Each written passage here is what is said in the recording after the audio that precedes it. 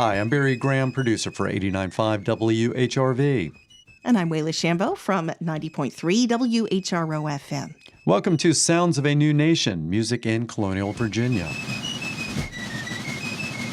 So today we're going to be talking about Virginia as a musical crossroads in the colonial era, a meeting place of traditions where European music, African musical traditions, and local Virginia practices both coexisted and gradually began to interact, creating a shared soundscape before there was a shared national identity. And Wayla, we know through the research and what we have learned is that music in colonial Virginia, it was everywhere. It really did transcend social class, and everywhere you went, there were musical sounds. That's right. We find that among, the elite classes, and then also wherever people were working or gathering, in churches, in the fields, on the battlefields during the Revolutionary War. And as, of course, we see throughout history, people enjoyed music regardless of their class or their origins. But there is kind of an interesting way in which it seems as if in some situations, music could sort of break down some of those social barriers. Exactly. From what we've learned, it really was everywhere. It was in the Gentile elite with official classes that were taught, tutors, and it was also available as you were walking through the marketplace. Someone might be strumming a banjo there. It was inside the taverns. We know that really music was one of those things that truly did unite a very diverse group of people. So we see examples like Cy Gilliatt, who was an extraordinary black fiddler and performed both, European Baroque pieces for the elite audiences as well as country dances for social gatherings. So we see this kind of, shared musical traditions across those lines of race and class. And they also shared instruments like the fiddle and the banjo and the scores of the music. This was something, once again, that truly transcended the social classes and united people. Of course, there's nuance to that. And, certain people had more access to certain types of music than others did. And we'll talk more about that as the program goes on and we dive deeper into some of these different examples of music from the period and the history that they can help illuminate.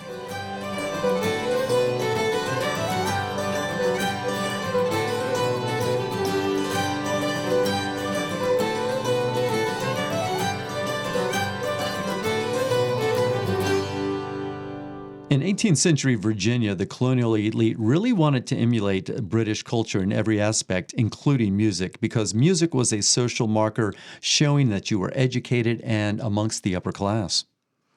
So the music you would hear is similar to what would have been heard in Europe, especially in England at the time. George Frederick Handel was one of the most popular composers in the colonies. Other English composers like Thomas Arne and William Felton were also popular, and composers like Antonio Vivaldi. We have an example in 1771 of the Virginia Gazette publishing an announcement that Vivaldi's scores were now on sale. So we can see that that was popular music at the time. And if you owned sheet music and had instruments, you were really showing a true sign of refinement. Anne Blair wrote letters, and in these letters, she shared accounts of how, while walking through Williamsburg at night, you could hear music coming from inside the homes. The music would sort of warp outside, and it shows that music wasn't only indoors, it could be heard outdoors also. It was a part of the environment there. And the Governor's Palace in Williamsburg maintained musicians and instruments. Many of them are still on display today, and those instruments showed that at the time, it once again symbolized refinement and also loyalty to the British Crown. We'll listen next to an example of the kind of music that might have been heard there in the Governor's Palace, Handel's water music. Water music really represents more or less a cultural bridge between Britain and America, music born of the crown, but yet it also resonated in a society that was really beginning to forge its own independence. Handel was especially admired in the colonies, and his music was circulated widely. It was published in accessible arrangements that worked well for small ensembles and performances in the home with the kinds of instruments that people had available to them: violins, flutes, harpsichords, small chamber groups. So they made the music fit the instruments available in Virginia homes. We'll hear the a la hornpipe, a well-known movement from Handel's Water Music Suite No. 1. It's performed here by musicians of the Louvre Grenoble, led by Marc Minkowski. They are a renowned French period instrument ensemble, so we'll get an idea of how the instruments would have sounded at the time.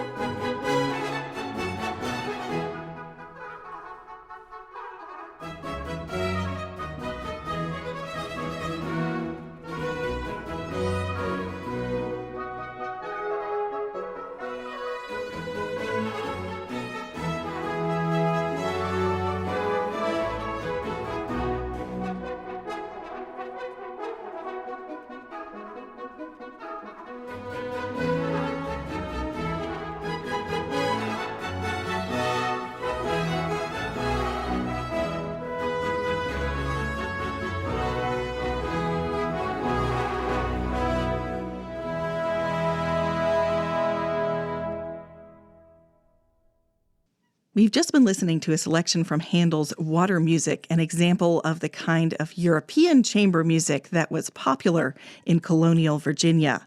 Handel wrote music to impress the king. It was grand and celebratory music, but early American composers were writing for an audience of their peers. And Francis Hopkinson was one of the most remarkable figures of early American history. He was a signer of the Declaration of Independence, but also was a passionate amateur composer. He wrote what's considered to be the earliest surviving secular art song by an American-born composer, and that's the next piece that we're going to listen to. This song is called My Days Have Been So Wondrous Free, and Hopkinson set to music a poem by the Irish poet and clergyman Thomas Parnell. Hopkinson's work represents one of the first steps towards a very distinct American musical identity, blending European form also with the New World spirit. So in the song, we can hear elements of the refined English parlor style of the time with a simple melody and a keyboard accompaniment. But it also has some new elements of some early American types of melodic phrasing and ornamentation, a subtle difference, but distinctly different from the imported European music. Hopkinson's song, My Days Have Been So Wondrous Free, uses familiar harmonic language from Europe, but also the melody and text speaks to the lived experience of Virginians. We'll hear an archival recording from the Library of Congress with tenor Lambert Murphy, recorded in 1922. My Days Have Been So Wondrous Free by Francis Hopkinson.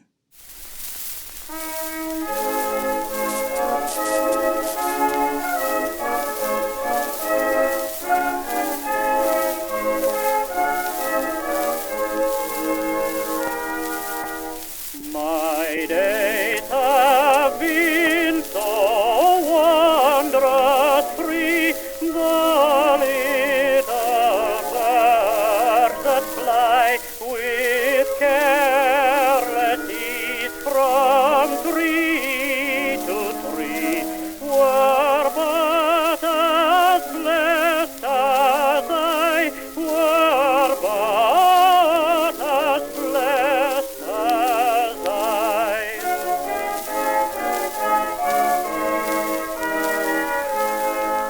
As gliding waters, if a tear of mine increased their stream, and as the breathing gales,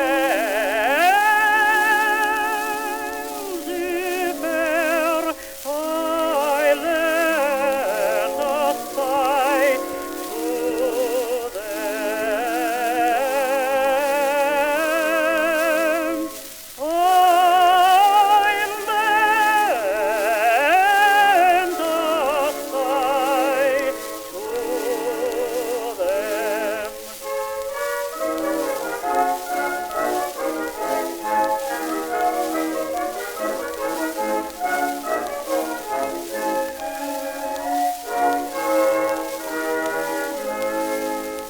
And as the breathing gales,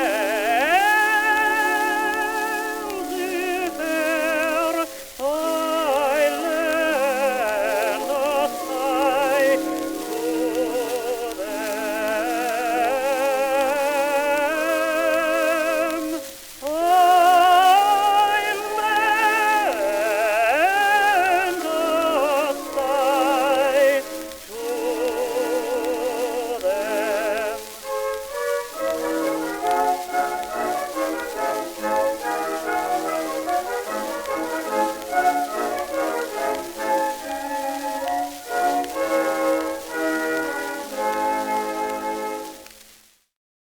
Most of the people in Tidewater did not own harpsichords or collections of Italian sonatas. Their musical world was shaped by oral tradition in the taverns, fields, and also on street corners. This kind of repertoire was often learned by ear, as music had been for thousands of years, passed down in families or brought by immigrants. They were simple, repetitive, and rhythmically strong tunes, ideal for singing, fiddling, and dancing. Over the Hills and Far Away is one of the most enduring traditional songs of the English-speaking world. Its origins tracing back to the early 18th century Britain, though the exact author and date are a little uncertain. The tune appeared in John Gay's ballad opera, The Beggar's Opera, in 1728, but its melody was already well known by then. It has an adaptable structure and a catchy refrain that made it easy to remember, sing, and repurpose. In addition to being very popular in Britain, it soon became the most widely known secular tune in the English-speaking colonies. Musically, it's a fairly simple tune. You'll notice maybe it doesn't sound exactly like major or minor. It's in an older melodic style, in a modal style, and has a regular march-like rhythm. The version we'll hear is by Herbert Watson playing a walking stick flute, courtesy of the Colonial Williamsburg Foundation, Over the Hills and Far Away.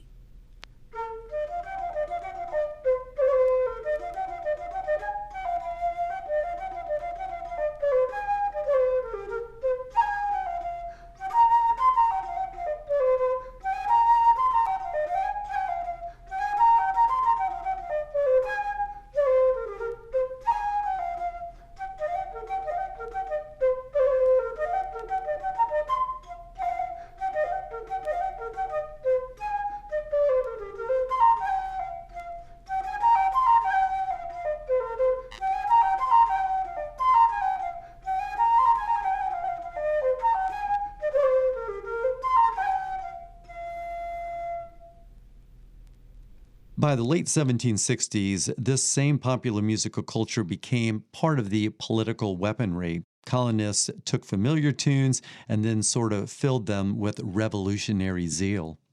And one of the clearest examples of that is the Liberty Song, written in 1768 by John Dickinson.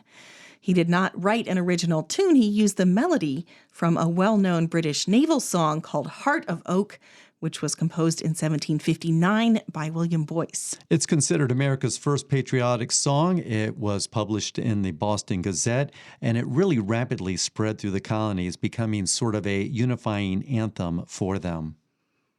And this is actually a practice that has a very long history in music, substituting one text for another without substantially changing the music.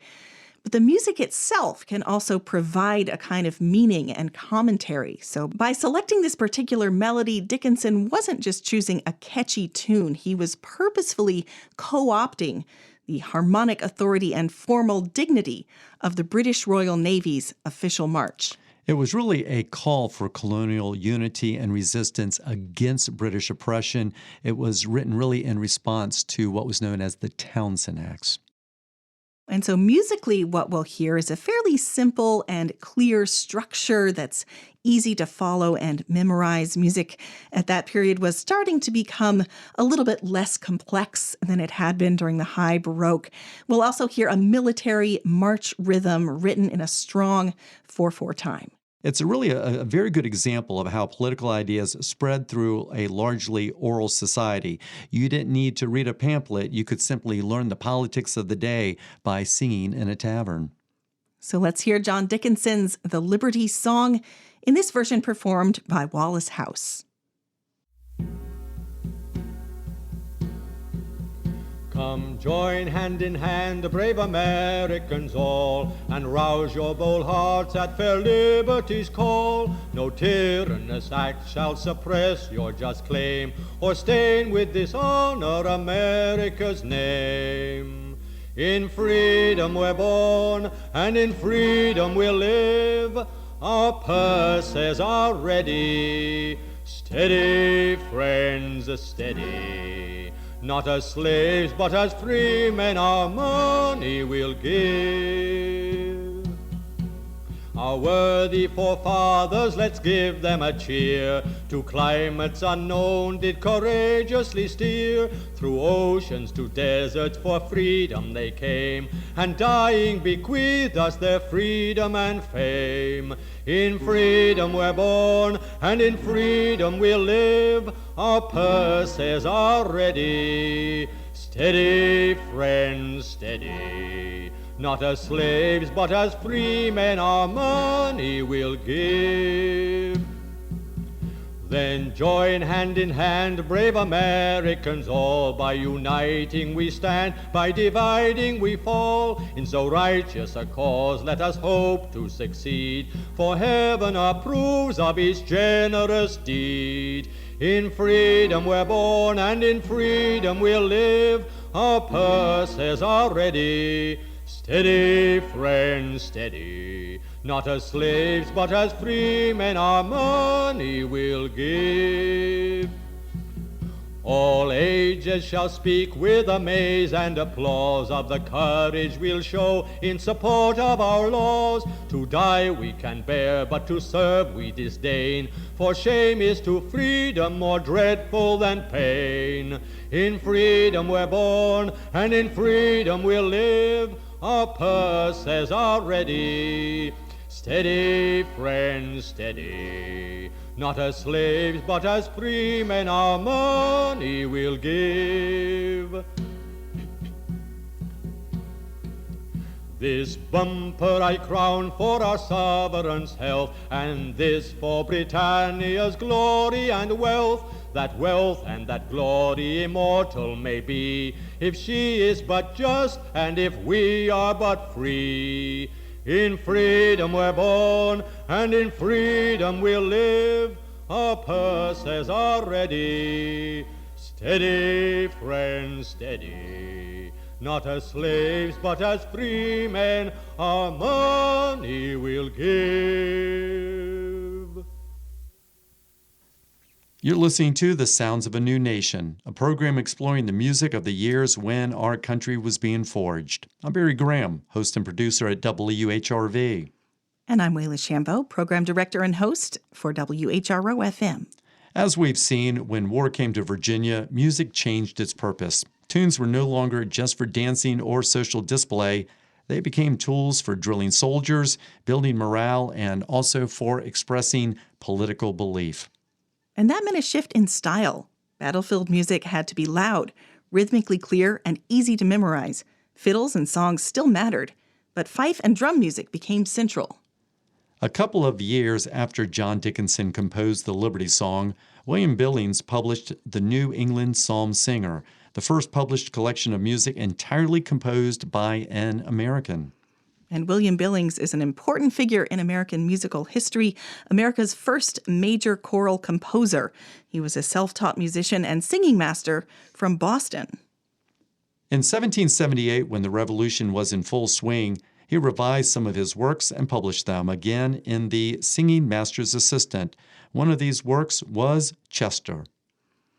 And Billings also wrote patriotic lyrics for Chester instead of the original sacred text. And that's how Chester became the unofficial national hymn of the Revolution. Musically, we'll hear that this piece is typical of Billings's choral writing, plain, vigorous, and direct. The melody is in the tenor line, which was customary in colonial psalmody, and it's written 4-part harmony, intended originally for singing by church or community choirs. Let's hear this tune, Chester, by William Billings, performed here by the Greg Smith Singers. Let tyrants shake their iron rod, and slavery crack their galling chains. We'll fear them not, we trust in God. New England's God forever reigns. The foe comes on with Rocky stride. Our troops advance with martial noise. Their veterans flee before our youth, and generals yield to blameless boys. What grateful offering shall we bring? What shall we render to the Lord? Long hallelujahs let us sing, and praise His name on every chord.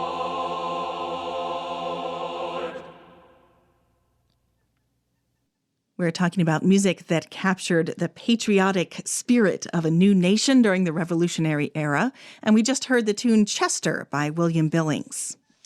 Very few songs capture the spirit of the Revolution quite like Yankee Doodle. Everybody knows that tune, of course. Musically, it's a march, and it was originally sung a cappella or accompanied by fife, drum, or fiddle, and was later adapted for military bands. It has a simple, memorable, and repetitive melody that's ideal for group singing. The melody and the term Yankee Doodle were initially used by British soldiers to mock the colonists, portraying them as unsophisticated Yankees, with the word doodle implying a fool or a simpleton. British troops sang this song during the Indian War to ridicule colonial militias, but the colonists embraced the tune, turning it into a badge of pride and defiance during the Revolution. In a way, this tune became the first true American hit, born from conflict, carried by humor, and kept alive through sheer joy. By 1770, it had become a patriotic anthem, sung to rally troops and celebrate victories. By the time of Yorktown, for instance, it was played as the anthem of victory. And let's hear it performed now by the Yorktown Fifes and Drums.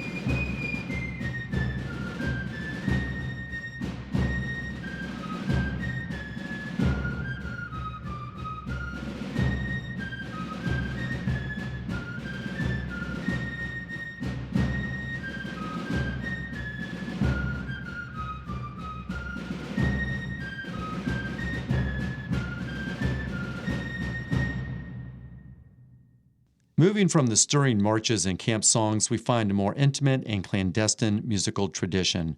By 1770, around 20,000 enslaved African Americans lived in what is now Hampton Roads. Many of them lived and worked in the fields.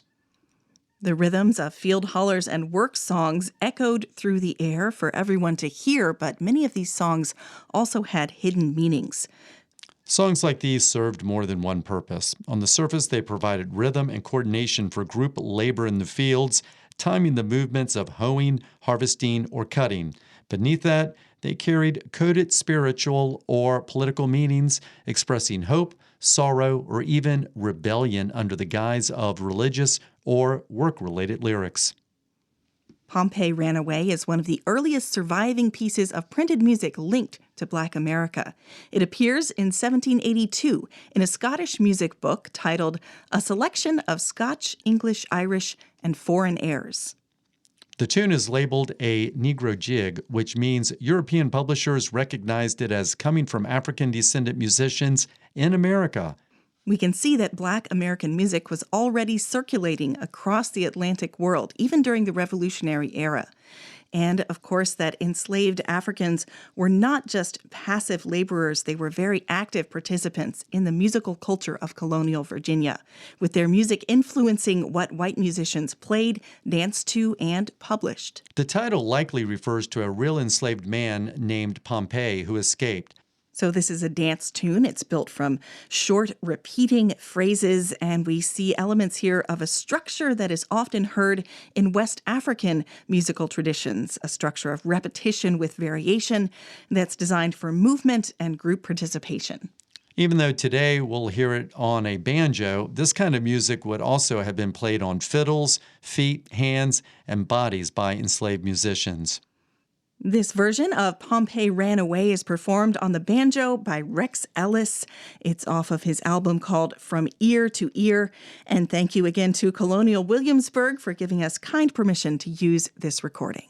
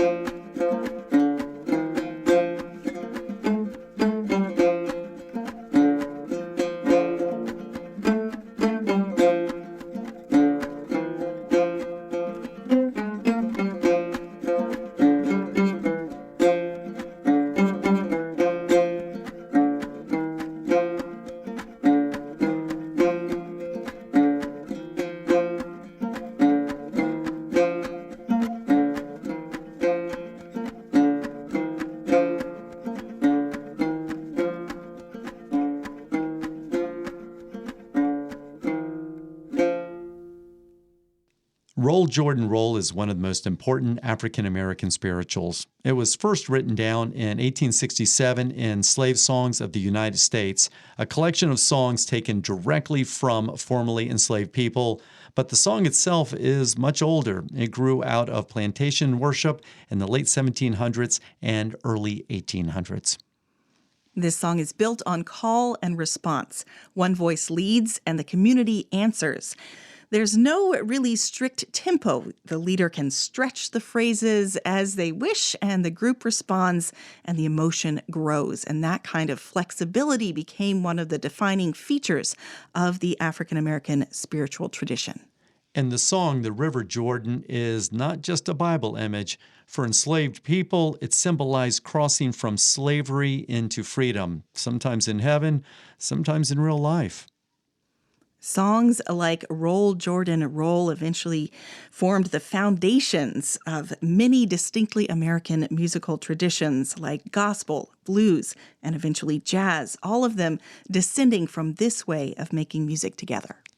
Spirituals like this allowed enslaved people to speak about escape, hope, and deliverance in code using religious language that enslavers could not easily challenge. This recording of Roll, Jordan, Roll comes from the Library of Congress and was recorded in 1909.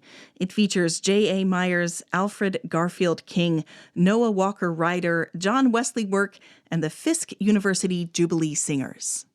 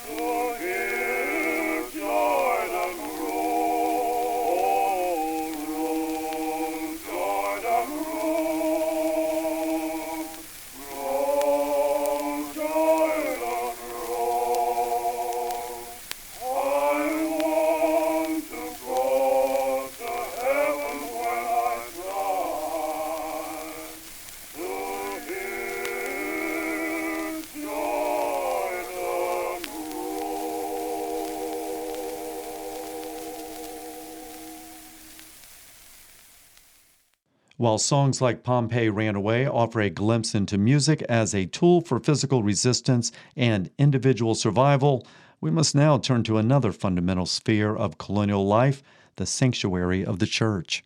And church music was not limited only to formal parish services. Colonists also sang sacred music at home and in singing schools, which taught people to read music and perform psalms. Yes, one of the most enduring hymn tunes in Christian worship was "O God, Our Help in Ages Past." A hymn probably familiar to many listeners today as well. It was published in 1719 by Isaac Watts, based on Psalm number 90. The melody comes from a tune called Saint Anne, composed earlier in 1708 by William Croft. Watts added the text in 1719. And this was a fairly common practice in 18th century English hymnody, adding text to an earlier melody. And in Colonial Virginia, particularly in parishes like Williamsburg's Bruton Parish Church, congregations would have sung this with organ accompaniment or in choral settings. Even though the version we'll play now is a modern arrangement by John Rudder, it maintains Croft's original melody. Rudder adds brass and some variety of ensemble textures, but the structure of regular phrases and clear harmonies is very much still from the 18th century. And it creates community cohesion in worship. Let's hear O God, Our Help in Ages Past, as arranged by John Rudder, performed here by the City of London Sinfonia Brass and the Cambridge Singers.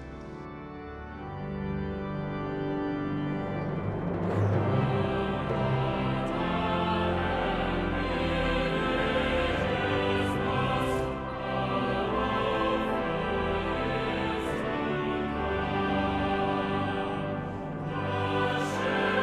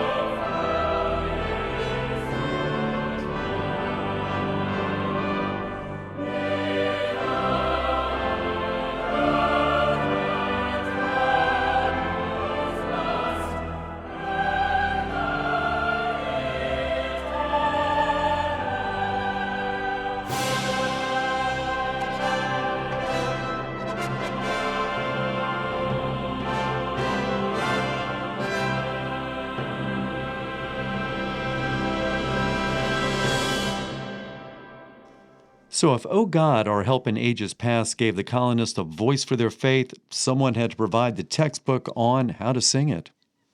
That figure was William Tanser. He was an incredibly prolific English hymn writer, and by the 1770s, his tune books, like the Royal Melody Complete, were being imported into the colonies by the crateload.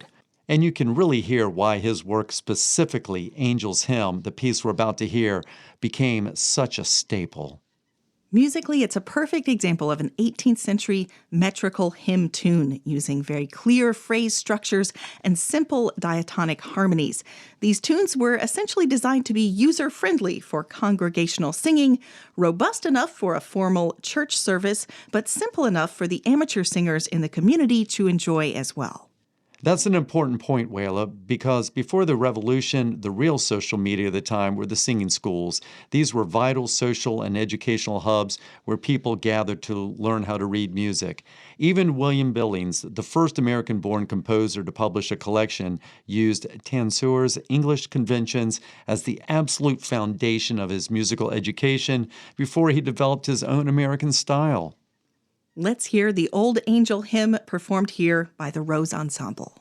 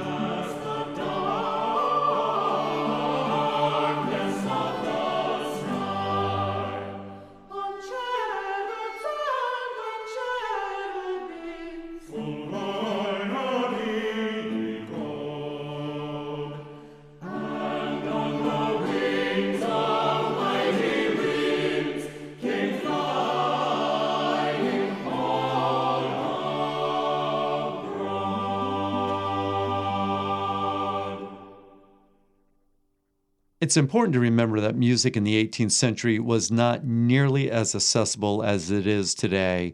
We can merely turn on the radio and scroll down to 89.5 or 90.3 and hear it. And of course, we can stream music on our phones, and we've become so accustomed to having it instantly available to us at all times. Back then, if you wanted to hear music, someone had to play it.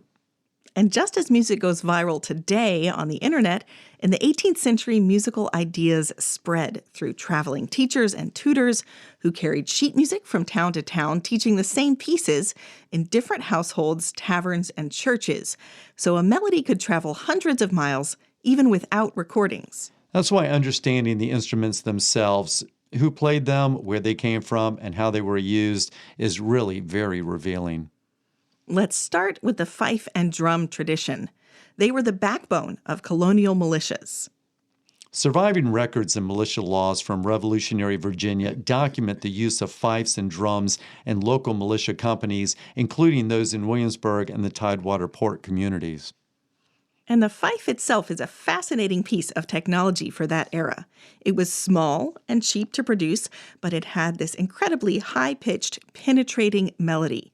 Musically, it was designed mainly for one thing: projection. It had to cut through the chaotic noise of a battlefield or a crowded town square, which is why the melody is so bright and carries so far over the rhythmic support of the drum.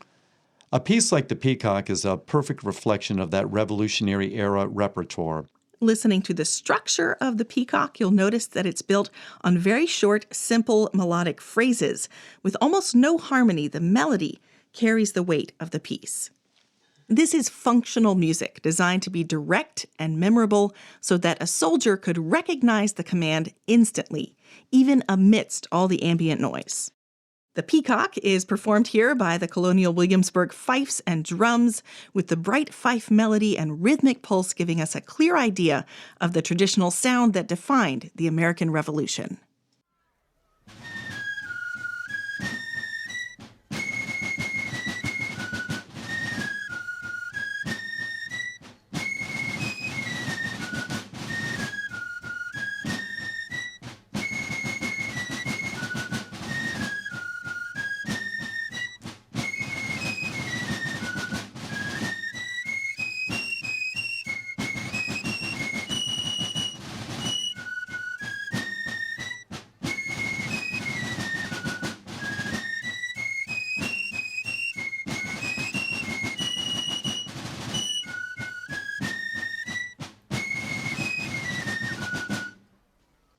We've just heard how the fife and drum worked together in military life, but the drum by itself had a very specific role, issuing daily orders through rhythm.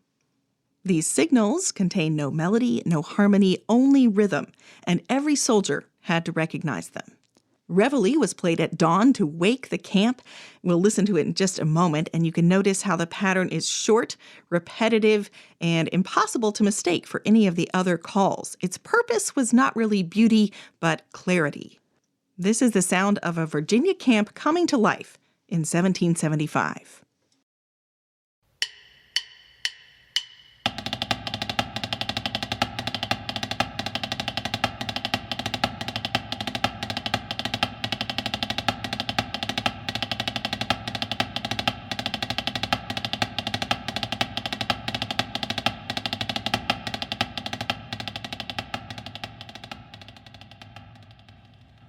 If drums and fifes were the soundtrack of the camps and the battlefields, the fiddle was the soundtrack of daily life in colonial Virginia. And that's partly because it was practical. The fiddle is portable, durable, and loud enough to project over conversation and movement and dancing. It doesn't require a formal setting, just a player and a community willing to participate. But by the early 18th century, it was already deeply rooted in Virginia society. In fact, in 1736, Williamsburg hosted what may be the first recorded fiddle contest in America. The instrument itself came from Europe, along with a vast repertoire of reels, jigs, and hornpipes. But once those tunes arrived in Virginia, they didn't remain unchanged. Right. They adapted to local taste, local players, and local conditions. So we see rhythms shifting, bowing styles evolving, and ornamentation that varies from player to player. And because this music was transmitted orally, passed down from musician to musician rather than preserved in print, these changes became part of the tradition. And it's important to remember that the fiddle wasn't confined to the elite. Planters owned violins, yes, but so did farmers and tradesmen. Taverns hired fiddlers, and enslaved musicians were frequently described in Virginia records as highly skilled players. This meant that the instrument became kind of a bridge between cultures, where European melodic structures met African rhythmic sensibilities, especially in dance settings. That exchange shaped the character of American fiddling in ways that are still audible today. We're about to hear Soldier's Joy performed by the Itinerant Band.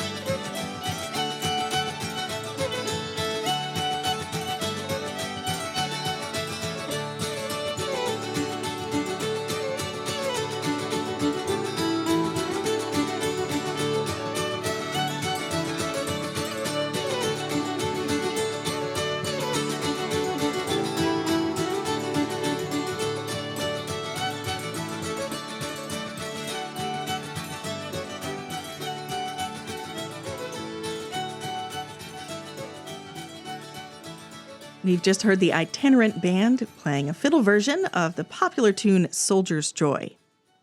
And if fiddle was meant to be portable and used everywhere, the harpsichord belonged almost entirely to the domestic interior. It was an expensive instrument, delicate, and associated with education, refinement, and social status. This is where European composers like Handel, Vivaldi, Gemignani, and Felton enter Virginia life, as we've seen before. And it's interesting to note that in 18th century Anglo society, keyboard instruments were considered particularly appropriate for women's musical education. The instrument symbolized cultural connection to London, literacy in printed music, polite accomplishment, especially for daughters of planter families. The music here is written down, structured, harmonically rich, very different from the oral fiddle tradition that we just heard. The harpsichord represents the most European sound in colonial Virginia. We know exactly what kind of music was played in at least one Virginia household thanks to the Bowling family manuscript. Compiled mid to late 18th century at a plantation in Buckingham County, likely started by Robert Bowling and continued by his sons.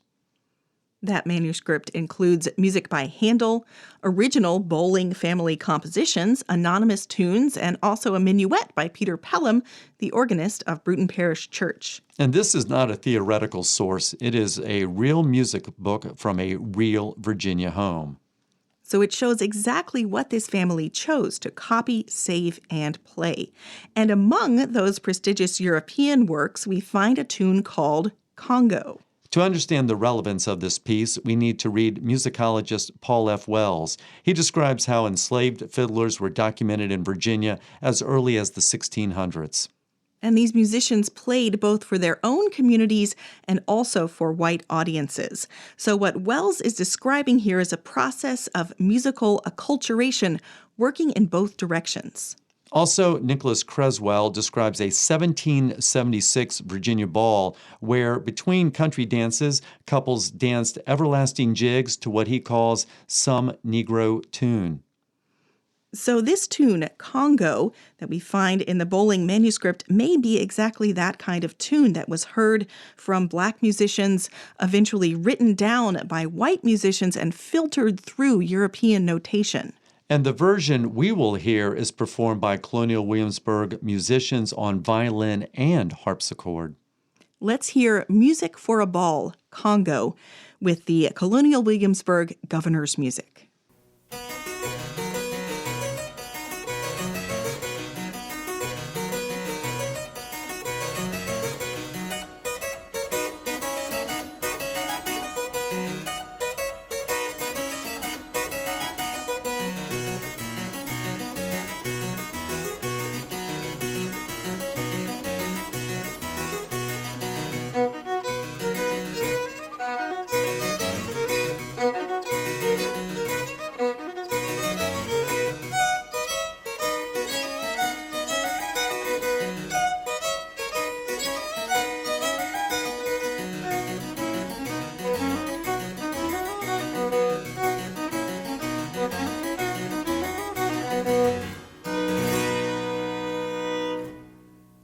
If the harpsichord represents London arriving in Virginia, the banjo represents the arrival of West Africa.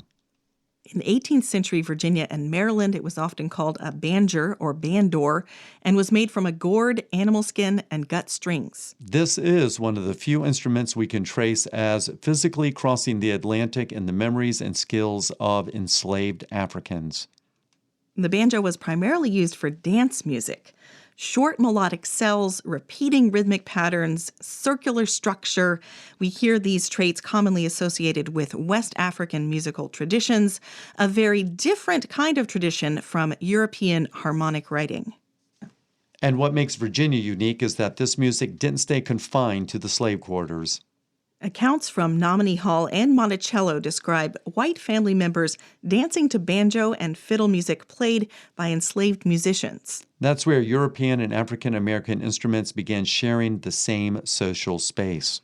So we have a little surprise for you now. We found the same song we just listened to, Congo, but played here with a 4-string gourd banjo with a drum brought back from Africa in the 1960s that has a bell inside of it. And it's interesting because a melody like this could be written into a family manuscript, played in a parlor, and also heard at a plantation dance on banjo and fiddle. Let's hear this performance of Congo Jig by Mark Weems.